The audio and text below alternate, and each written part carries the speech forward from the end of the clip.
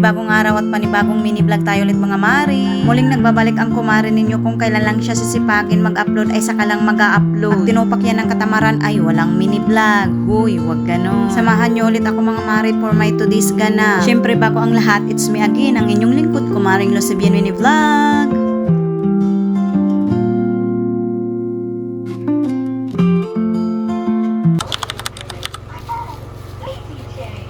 Sisimulan namin ang pag-unbox nitong parcel mga mare at ang anak ko na ang mag-unbox nito. Pati nga siya excited kahit hindi naman ito para sa kanya. Pang-massage nga itong in-order ko para naman may magamit kami dito sa bahay kapag alam nyo na may nararamdaman tayo sa ating katawan na kailangan or masarap magpamassage. Ito all around nga itong in-order kong pang-massage, pwede sa likod ng ating katawan, sa paa at pati na rin sa ating kamay. At in fairness mga mare, ang sarap sa pakiramdam, mapaparelax ka talaga habang minamassage ka nito. Kinabukasan na nga ito, pumunta ako sa garden ng aming barangay dahil nandito ang mga pananim ni mother. At dahil wala ngang ulam para sa pang-umagahan, naisipan kong magpitas ng talong para prituhin ito. At ito nga ang mga talong na pananim ni mother, iilan nga lang ito dahil ang mas marami niyang tanim ay mga pichay. At iilan nga lang rin ang pipitasin kong pang-ulam dahil si mother hindi naman nag-uulam nito. Dahil bawal nga sa kanya ang pagkain na may mantika dahil mataas ang kanyang kolesterol. Mayroon nga rin siyang mga pananim na kamatis, iilang puno lang naman pero itong isa sagana sa bunga.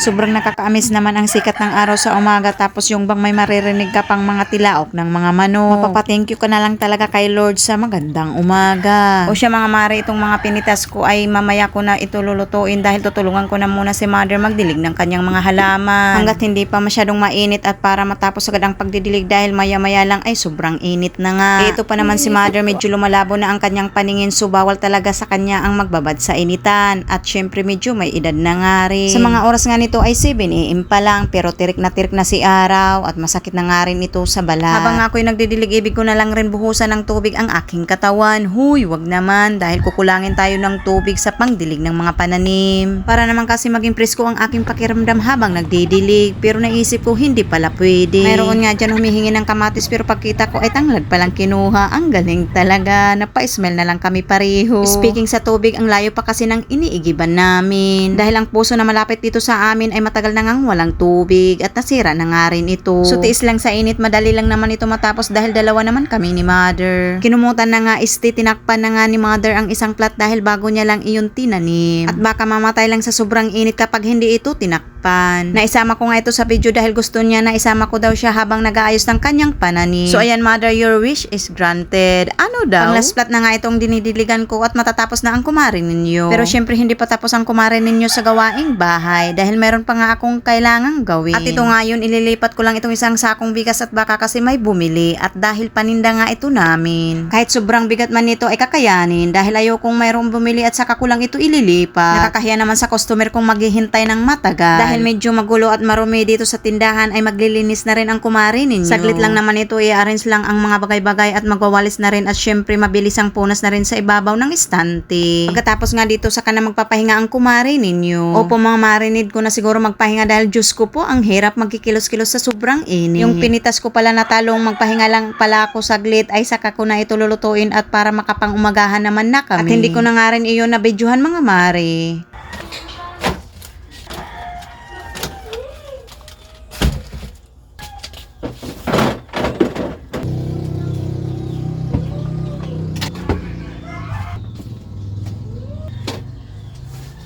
That's all for my ganap today. God bless hayo nga tanan ngan hinay kita permi. Damo nga salamat.